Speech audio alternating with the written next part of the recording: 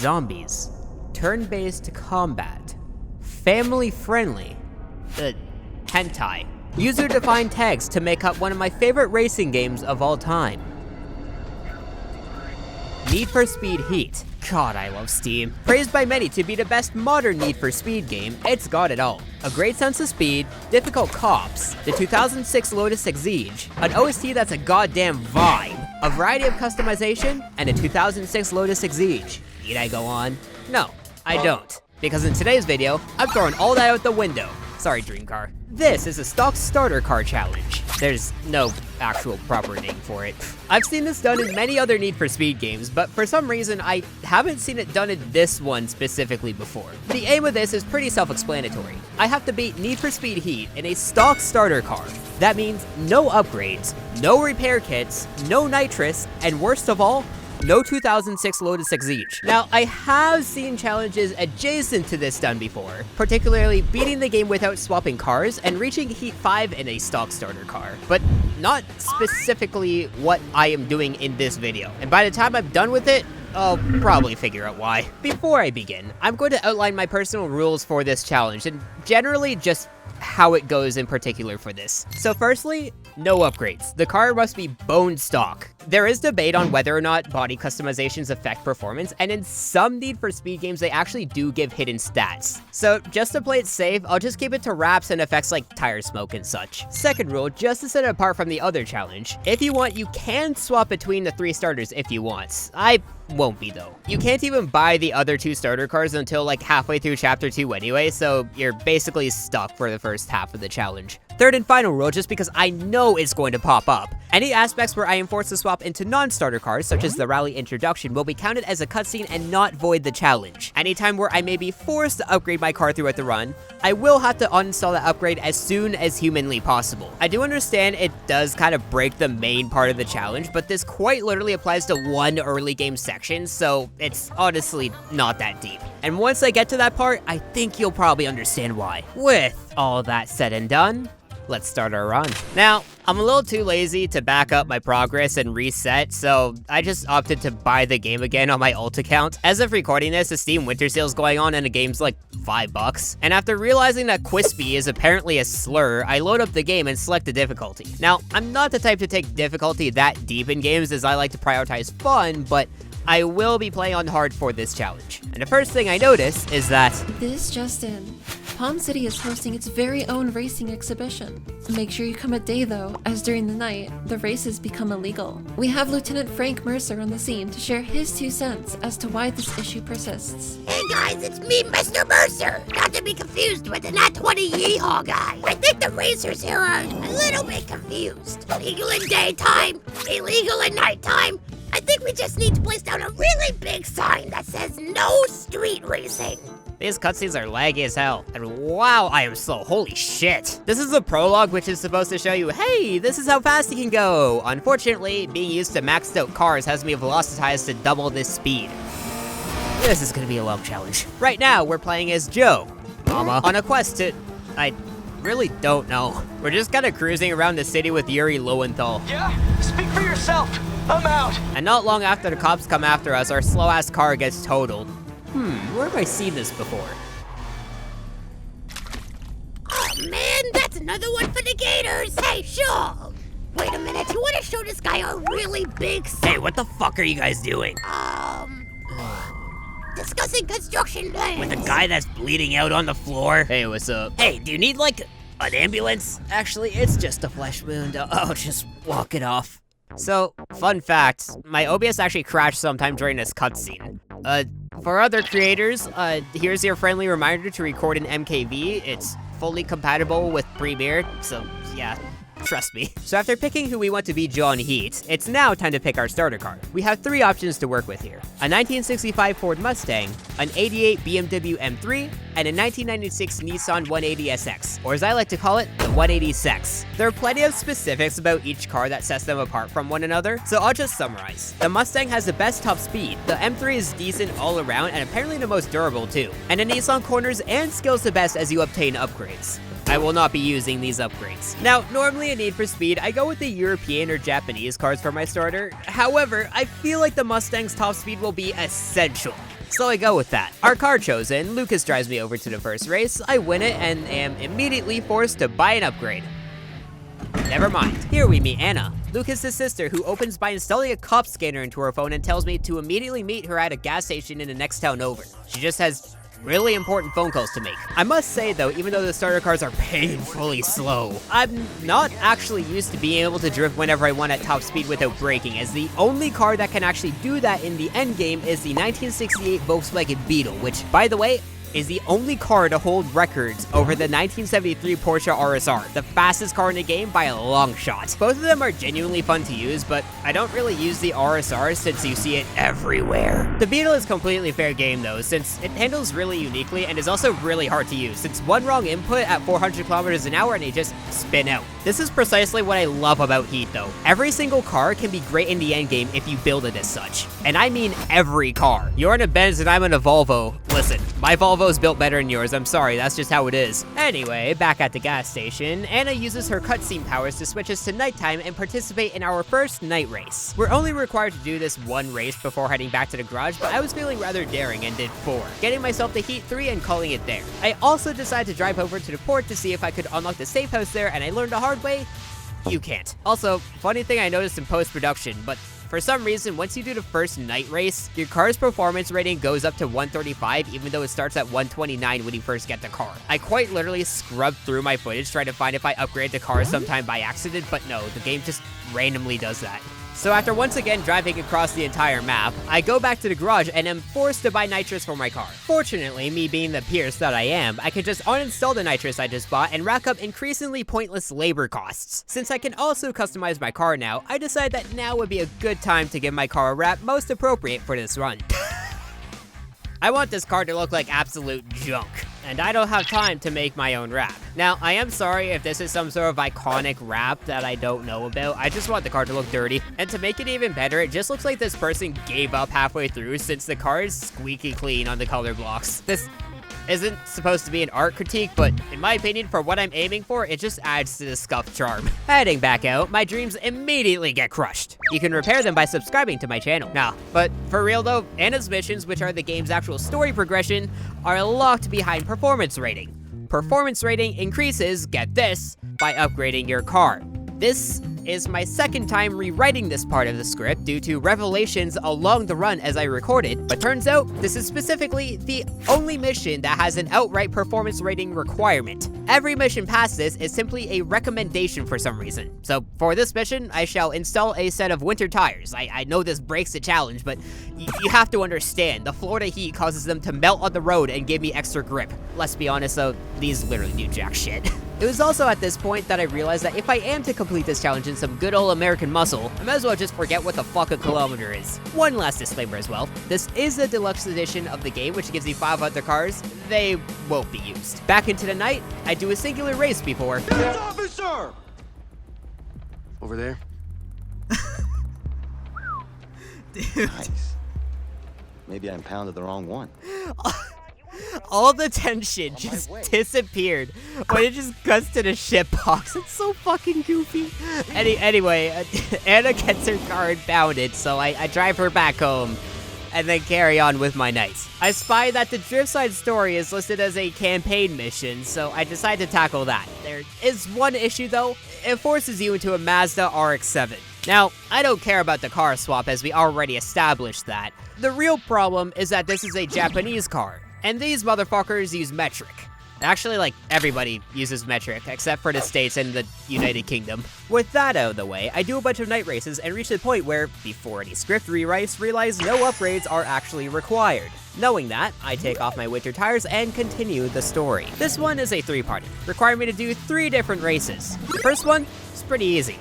The second one takes me a few tries, given I do make a fair few mistakes, and this motherfucker decided to use an Evo 9, which, by the way, is a filthy meta car, only being beaten out by the RSR and Beetle. The third one I thought I would have to redo, but fortunately, I forgot that chicane turns just break the racer AI. For some reason, they just treat this like the FIA is breathing down their necks. Bearing witness to the beauty of a bone stock Mustang beating out 5 other racers, Anna invites me out for fast food in my own car, where Officer Hornet decides to spoil the fun. Any other bug game I won't make a video on. Hey, Sergeant, can you stop showing Silksong spoilers every 2 minutes? For the last time, Shaw, showing 2 seconds of some random ass footage doesn't count as a spoiler. I know, I'm just going based off of that one fuck-ass comment. Brother waited until the car video to start talking about spoilers. Speaking of spoilers, check this out. Oh, you gotta be kidding me. So, why draw that? I've been playing a lot of Bad Piggies lately. Huh. Pretty fitting for him, eh? All units, some piece of shit has messed with my paint. Sweep west side, bust anything you find. Alright, so while I don't require PR anymore, I do still need rep itself. Thankfully, I'm relatively on top of it right now since I don't need money and I don't need upgrades. Just one night of races and I'm all set for the next mission. This one, being Chapter 2's finale, is definitely the hardest one yet. The reason for this isn't racing. That part was fine, but because Anna, after having her car impounded, decides to take out her dad's car without the permission of the guy who's been building it this whole time. The race gets cut short and turns into a 3-way pursuit. This time, I'm out for blood. Shaw is after Anna, and my job is to total Shaw's car. Unfortunately, that means I have to follow a racer AI in the open world. This makes it hard because I have to guess where I think Anna's going, and if I'm wrong, this Mustang does not accelerate fast. Thankfully, I am able to do this on the first try, but that first try took longer than anything else I've done. So many times have I pit maneuvered this guy or smashed him head on for no damage, and it's really quite infuriating. Though if there is one positive, I did learn that the Ford Mustang actually does have a really good damage model. I honestly wish I could just keep it that way. Breaking news. The construction of giant billboards has proven ineffective against street racing, and it seems that even the police force is starting to take part in it too. Last night, a police cruiser was spotted leaking cash while being pursued by what can only be described as a car constructed by sticks and stones. We have the task force on the scene now. My signs don't work? Oh, these guys are good. Alright, on top of the giant signs, I have also negotiated construction of speed traps around the city. This way we can find these guys before they race. You dodging the issue aside, these speed traps will also find the passing racers, correct? No, they actually give the racers money. Speaking of money, I'm sure you guys could use some of that, eh? Chapter 2 done, Lucas gets mad that his project car and probably his life's work got beat up by a stock loaner and kicks Anna out. He then adopts me as his new sibling, and he sends me out to grab parts to repair the car. For some reason, this requires me to enter a rally race. This once again forces me into another car, which for some reason Lucas just has laying around. I will say though, its top speed may not be as high as the Mustang, but that acceleration feels good. In the meantime, our next mission opens up and it involves us waiting over at the beach.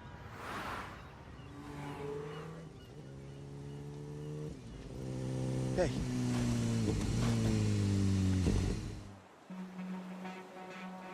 And who might you be? My name is Sergeant Sex. Sergeant, what now? I'm a being of irony, don't look too far into it. And what's a cop doing trying to meet up with us? Listen, Mercer is pissed that you totaled that guy's car and stole his street racing money. I would do something, but this game has the ever-most cliche police department I've seen in a while. Corrupt? Yep, it's corrupt. And what do you expect us to do? I don't even have a car after Shaw impounded it. I do. Yeah, barely, asshole. I want you to make like Batman tonight and vigilante all over his ass after you reach rep level 19. God damn it. Not much of note about this night out, aside from the fact that I unlocked high heat races, which are good because they scale with my car, and then the fact that I suffered my first bust of the run, which is bad. However, in my defense, that was also my first time ever getting kill switched in this game. Basically, it just turns off your car engine for like 10 seconds, which for a Mustang that can't accelerate for shit, is really bad. The moral of the story is if I am to reach heat level 3 and up, I just have to remember that these guys exist going forward and just keep my distance. One more night out, making sure not to get busted before I reach level 19, I unlock the next mission and stealthily rev my V8 engine to make sure I'm not caught tailing this cop. Nothing suspicious here, officer. Then I go on another couple night runs, coming close to a bus but making sure to evade before hitting heat 4, before doing the next mission and ending it at heat 4. Cut! It's not heat 4. I scripted that at like 3 a.m. After going to the safe house, Luca is captured and sent to the Sneeko chair. Like the geniuses me and Anna are, our first instinct is to blindly go after the obvious hostage. Holy shit, Luca!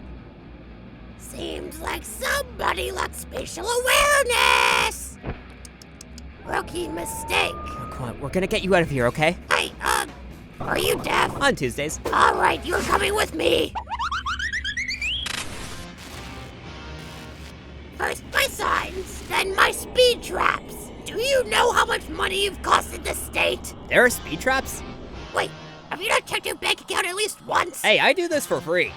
And also, speed trap doesn't really sound applicable. Oh, so you think you're above the law now?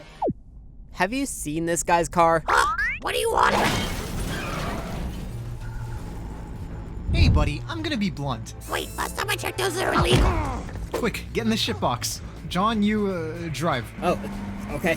So we're at Heat 5 now. However, there are literally no cops, so I opt to use my gameplay powers to give Luca's car a free repair in a matter of seconds. And at the safe house, we learn 2 things. 1, Luca feels responsible for his father's death. 2, all the tension in this scene gets shattered by the pristine red Porsche in the background. Like, dude, Leon, calm down. Requiem isn't for another month. On to the next mission. We travel across the map to talk to Rally Girl about the laptop we stole in the previous mission. Oh yeah, we stole Mercer's laptop after the haymaker. The entire interaction is just her not questioning us and then telling us to piss off, while also giving us the thing that we need to hack the computer. My next objective is to travel across the map again because the siblings lack the fast travel powers that I do. In this mission, that inability is apparently contagious, so I have to drive over there myself. In a minute, where reaching the siblings starts another pursuit mission. This one actually being much easier as my aim is to just stall the cops instead of crashing them. Stall for enough time, and the siblings upload the footage to the press and hightail it the hell out of there. Breaking news. Again. The public suspicion has almost been confirmed. Lieutenant Frank Mercer has disappeared after being suspended for alleged street racing and public embezzlement. The suspension follows an anonymous email we received regarding his bank account details, showing that he was actually farming his own speed traps. In other news, Need to gain a whole 7 rep levels. I do a high-risk run and realize this one's gonna be long. So I grabbed some beers and braced myself for the grind to come. That's right, I was completely drunk during these coming nights. This is what peak performance looks like. Nah, actually, I somehow survived this. I don't know. They did it, though. And with that, I reached rep level 30, and am finally able to partake in a final mission of the game. This mission revolves around storing as much chaos in the city as possible. As we're too lazy to discern which cops are good and which ones are bad, we just rile up all of them. After barely reaching my destination after getting knocked around like a ping pong ball, I activate my very own cutscene powers and summon the M3 GTR and Mercer. The dude was just chilling in a shipping container, apparently. This begins the final pursuit, where we are the cop this time. Apparently all the other cops are too slow, which is complete bullshit, by the way, considering even I can catch up to this thing. It took 3 attempts. The first because I got stuck in someone's front yard. The second because Mercer and I took a jump which caused my game to black screen for 10 seconds and autofill the mission. This doesn't normally happen. Luckily, Mercer takes the exact same route every time, so you can just cut him off at certain sections and then finish the job when you reach the downhill.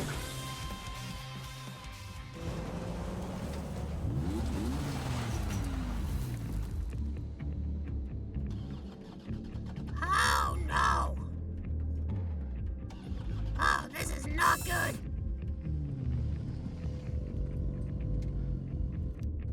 Oh, perfect timing! Listen, I've become the Need for Speed most wanted. Is that a gun? Why did I write you this way? breaking news. What's even the point of saying breaking news every time? Doesn't it just lose its meaning? Former Lieutenant Mercer has been found dead in his BMW M3 GTR after being presumably totaled by a stock 1965 Ford Mustang. Replacing him is the now Lieutenant Ava Torres, codenamed Sergeant Sex, during Mercer's task force tenure. Hey guys, it's me, Sergeant Sex, here to give my 2 cents about the situation. Honestly, that guy was in a pinnacle of German engineering and got beat up by some dude in a shitbox held together by hopes and dreams. At that point, it's not even murder, it's just natural selection. Thank you for the insight. As for the alias, why Sergeant Sex? Oh, this is gonna be a recurring theme, isn't it? Listen, I could have manifested as anybody in Florida, and yet for some reason, God chose Taurus. I would treat it as a side about post-game, but unfortunately, we'll never know. Thanks, EA. And finally, the challenge is done. I also expected it to be more difficult than it was, but luckily, certain tracks are just hella grindable, and you don't even need to win them when going for rep. As for the story, anything after Chapter 2 doesn't really require you to actually win the races. Just survive and win the pursuits, which could be difficult if you don't know how the cops work in Heat. I always see memes about how monstrous the cops are in this game when it's honestly just a matter of weaknesses that they have, just like Unbound, except they don't actually tell you those weaknesses. If you enjoyed watching, you should like the video and subscribe to the channel. It seriously helps me out a ton. Anyway, that concludes my break from the world of Hollow Knight, and it beckons me back.